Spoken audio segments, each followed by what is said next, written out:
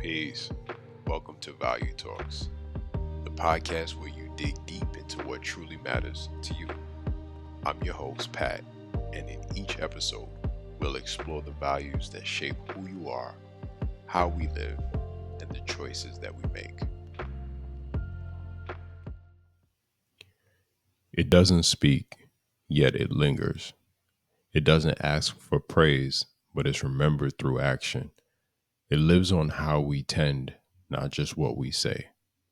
What is this? What value do you think I'm talking about? Well, if you answered respect, that is correct, but not the kind that you shout. It's the kind you show in the ways that you show up. And in this episode, I just recently celebrated my first Father's Day without my dad. My sisters and my mom, they went to his burial site. But while I'm here, I did it in a different way. And that way was by way of gardening, pulling up the weeds and planting new life by way of seeds. But together in our own ways, it was our way of saying that we remember you, we still carry what you have planted within us, and we thank you. But I want to focus a little bit on what I did. Not that it was better than what they did, but I just want to focus on the moment that made me rethink what respect really means, not just as a concept, but as a quiet living gesture. So, before something can be thoroughly understood, it has to be well defined. And respect isn't performance, it's not loud, it's a form of presence, a sacred acknowledgement of value. In other terms, it's how we tend to what matters even when no one's watching. Respect is what keeps legacies alive. It's how we care for memories, for spaces, for spaces and places, as well as, and probably most importantly, the people who shaped us. It's not about pleasing; it's about planting. So when you think about planting, there's a process that planting goes through. If you look at a farmer, they are never really praised for the amount of effort, work, sweat equity it takes to tend to the land, all to grow certain crops, certain vegetables, certain fruits, to ultimately give it away, most times keep the seed and continue the process over again. That takes a form of respect that I don't think can truly be measured.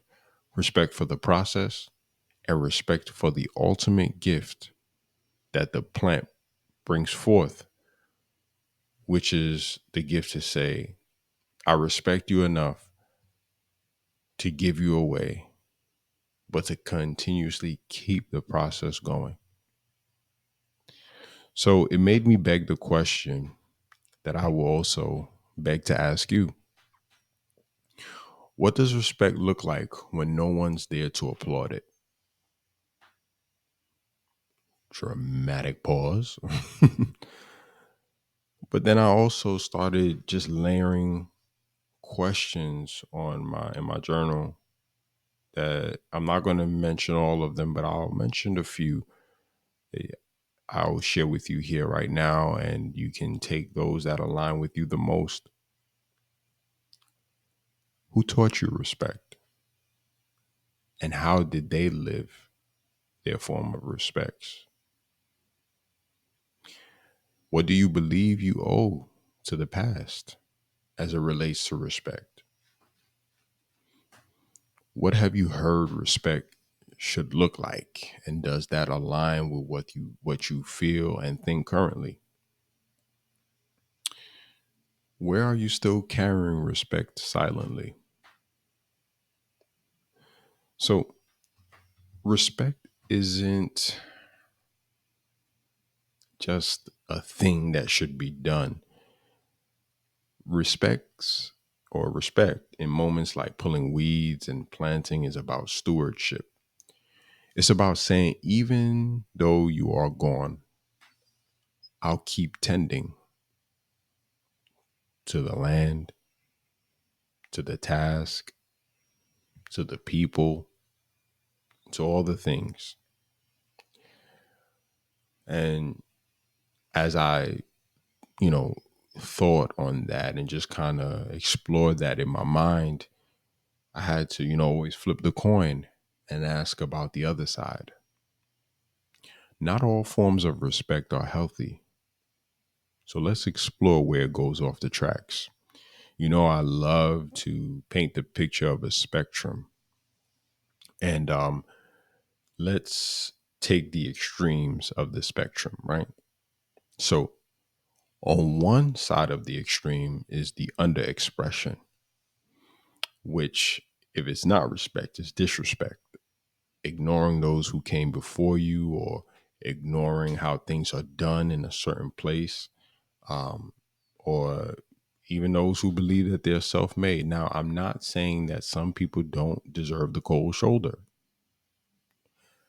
And I'm not saying that some people are not self made, AKA getting it out the mud. I'm just exploring the under expression of respect. When we pull away from respect, we forget our roots. And that brings about certain outcomes and results. Now, if we go to the other extreme end of the spectrum where it's overexpression, that's where blind obedience resides, never questioning anything, living according to someone else's scripts or reality. And there is one that I would like to kind of just touch on a little bit. It's a fallacy, and it's called appealing to tradition. And the way that fallacy creeps in is by believing something is right just because that's how it's always been done. True respect isn't static tradition, it's a form of dynamic remembrance. It honors the past by living aligned in the present.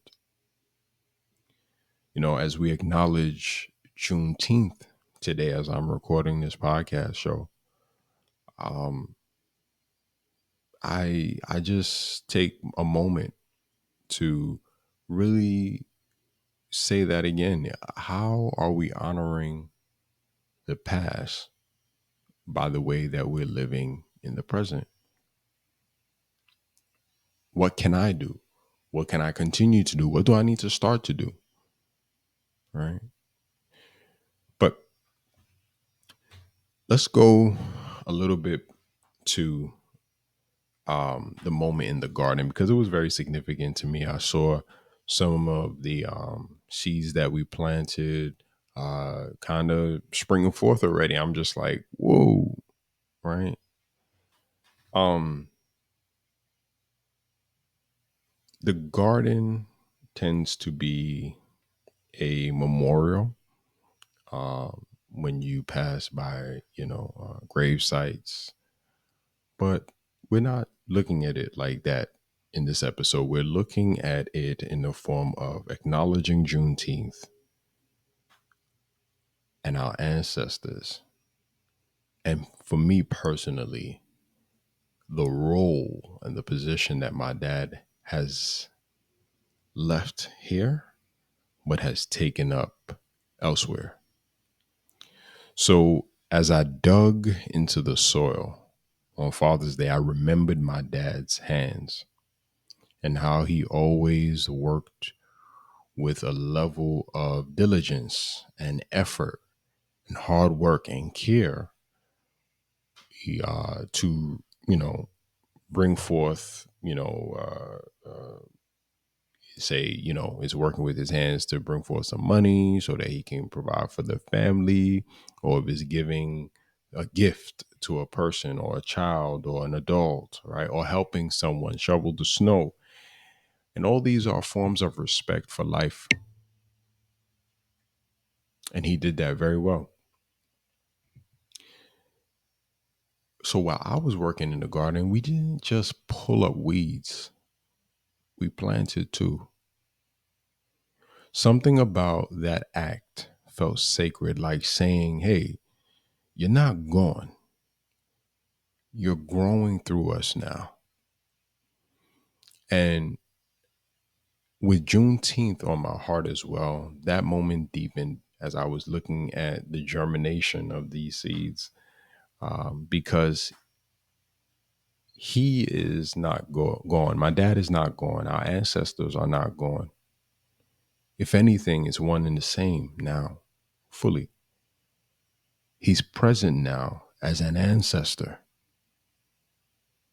as part of a root system, excuse me, that holds me up and all of us that are here in the living up, even though we can't see him.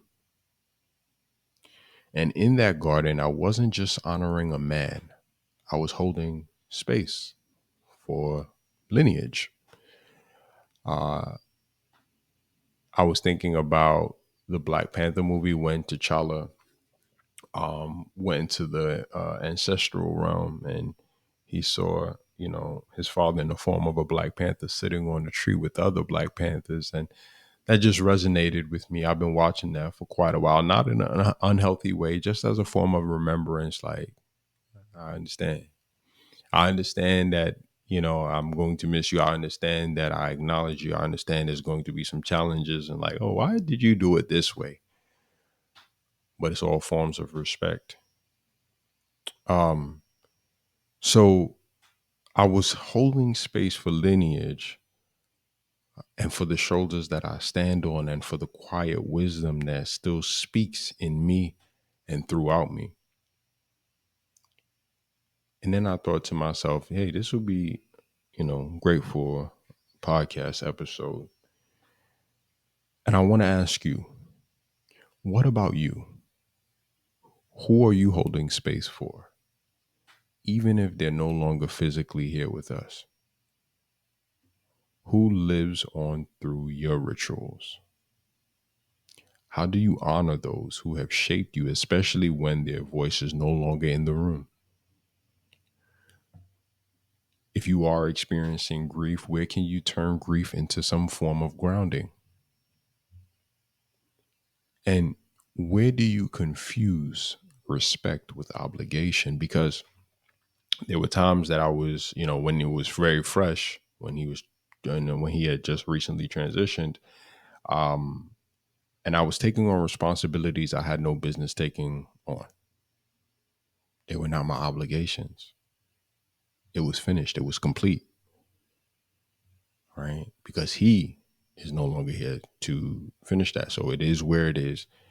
And that's not my, it's none of my spiritual business, you know. Um, but also another question is, where do you need to reclaim respect as a form that is blended with honor, right? So I don't want to take up too much of your time and I want to be respectful of my time. So let's land the plane here with some clarity and maybe a small little challenge. Respect isn't about preservation, it's about participation. It's in how you clear, what doesn't belong, like how I was in the garden, what does not belong here any longer, and plant what does belong here. So today, on this Juneteenth, as I remember my father, as I remember my ancestors, and as I acknowledge them all as one, I remind you that freedom isn't just something that we inherit, it's something that we tend to. And tending starts with memory, with story, and with ensuring that the soil is rich. When we name our ancestors, we root ourselves more deeply in purpose.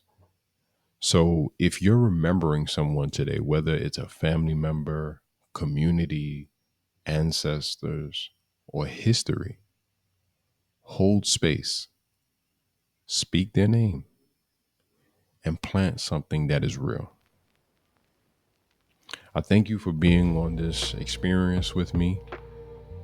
And to my dad, I see you, I carry you, I honor you, and I respect you. Peace.